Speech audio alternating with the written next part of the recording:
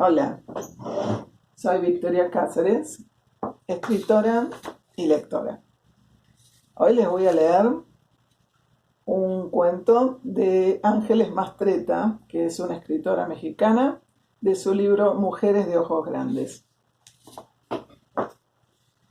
No era bonita la tía Cristina Martínez, pero algo tenía sus piernas flacas y su voz atropellada que la hacía interesante.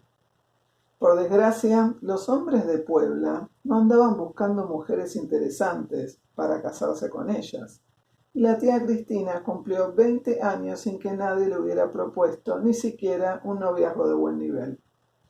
Cuando cumplió 21, sus 4 hermanas estaban casadas para bien o para mal, y ella pasaba el día entero con la humillación de estarse quedando para vestir santos. En poco tiempo, sus sobrinos la llamarían quedada, y ella no estaba segura de poder soportar ese golpe.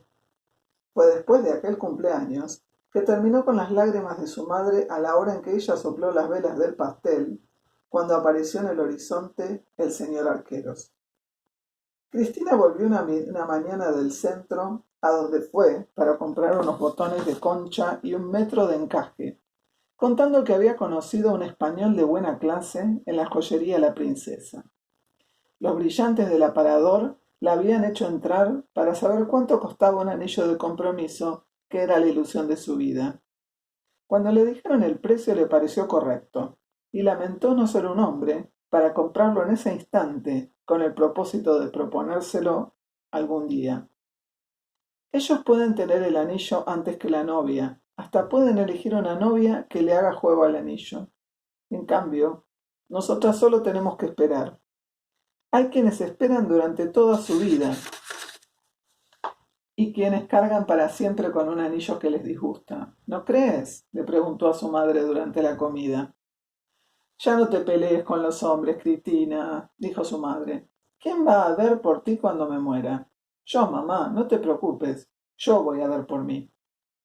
En la tarde, un mensajero de la joyería se presentó en la casa con el anillo que la tía Cristina se había probado, extendiendo la mano para mirarlo por todos lados, mientras decía un montón de cosas parecidas a las que le repitió su madre en el comedor. Llevaba también un sobre lacrado con el nombre y los apellidos de Cristina. Ambas cosas las enviaba el señor Arqueros, con su devoción, sus respetos y la pena de no llevarlos él mismo, porque su barco salía a Veracruz el día siguiente, y él viajó parte de ese día y toda la noche para llegar a tiempo. El mensaje le proponía matrimonio. Sus conceptos sobre la vida, las mujeres y los hombres, su deliciosa voz y la libertad con que camina me deslumbraron. No volveré a México en varios años, pero le propongo que me alcance en España. Mi amigo Emilio Suárez se presentará ante sus padres dentro de poco. Dejo en él mi confianza y en usted mi esperanza. Emilio Suárez era el hombre de los sueños adolescentes de Cristina. Le llevaba 12 años y seguía soltero cuando ella tenía 21. Era rico como la selva en las lluvias y arisco como los montes en enero. Le habían hecho la búsqueda todas las mujeres de la ciudad y las más afortunadas solo obtuvieron el trofeo de una nieve en los portales. Sin embargo, se presentó en casa de Cristina para pedir, en nombre de su amigo, un matrimonio por poder en el que con mucho gusto sería su representante. La mamá de la tía Cristina se negaba a creerle que solo una vez hubiera visto al español, y en cuanto Suárez desapareció con la respuesta de que iban a pensarlo, la acusó de 1000 pirujerías. Pero era tal el gesto de asombro de su hija, que terminó pidiéndole perdón a ella y permiso al cielo, en que estaba su marido, para cometer la barbaridad de casarla con un extraño. Cuando salió de la angustia propia de las sorpresas, la tía Cristina miró su anillo y empezó a llorar por sus hermanas, por su madre, por sus amigas, por su barrio, por la catedral, por el zócalo, por los volcanes, por el cielo, por el mole, por las chalupas, por el himno nacional, por la carretera a México, por Cholula, por Coetzalán, por los aromados huesos de su papá, por las cazuelas, por los chocolates rasposos, por la música, por el olor de las tortillas, por el río San Francisco, por el rancho de su amiga Elena y los potreros de su tío Abelardo, por la luna de octubre y la de marzo, por el sol de febrero, por su arrogante soltería, por Emilio Suárez, que en toda la vida de mirarla nunca oyó su voz ni se fijó en cómo carambas caminaba. Al día siguiente salió a la calle con la noticia y su anillo brillándole.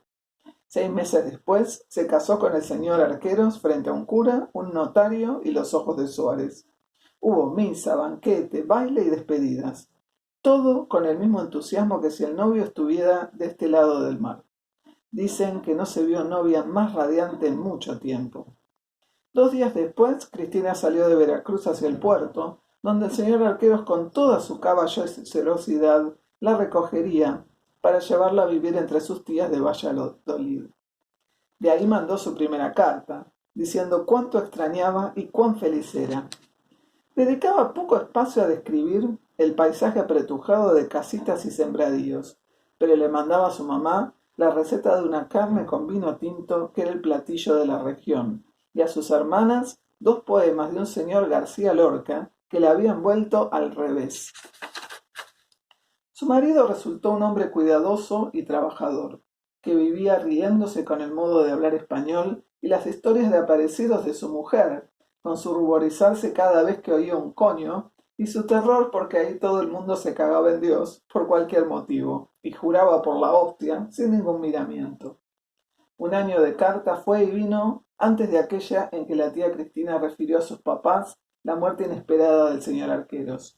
Era una carta breve que parecía no tener sentimientos. Así de mal estará la pobre, dijo su hermana, la segunda, que sabía de sus veleidades sentimentales y sus desaforadas pasiones. Todas quedaron con la pena de su pena y esperando que en cuanto se recuperara de la conmoción les escribiera con un poco más de claridad sobre su futuro. De eso hablaban un domingo después de la comida, cuando la vieron aparecer en la sala. Llevaba regalos para todos, y los sobrinos no la soltaron hasta que terminó de repartirlos. Las piernas le habían engordado y las tenía subidos en unos tacones altísimos, negros como las medias, la falda, la blusa, el saco, el sombrero y el velo, que no tuvo tiempo de quitarse de la cara. Cuando acabó la repartición se lo arrancó junto con el sombrero y sonrió. Pues ya regresé, dijo. Desde entonces fue la viuda de Arqueros. No cayeron sobre ella las penas de ser una solterona, y espantó las otras con su piano desafinado y su voz ardiente. No había que rogarle para que fuera hasta el piano y se acompañara a cualquier canción. Tenía en su repertorio toda clase de valses, polcas, corridos, arias y pasodobles. Les puso letras a unos preludios de Chopin y los cantaba evocando romances que nunca se le conocieron.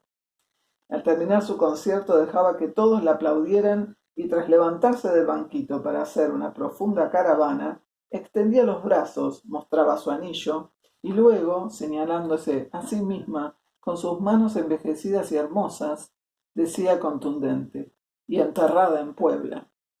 Cuentan las malas lenguas que el señor Arqueros no existió nunca, que Emilio Suárez dijo la única mentira de su vida, convencido por quién sabe cuál arte de la tía Cristina, y que el dinero que llamaba su herencia lo había sacado de un contrabando cargado en las maletas del ajuar nupcial. ¿Quién sabe? Lo cierto es que Emilio Suárez y Cristina Martínez fueron amigos hasta el último de sus días, cosa que nadie les perdonó jamás, porque la amistad entre hombres y mujeres es un bien imperdonable.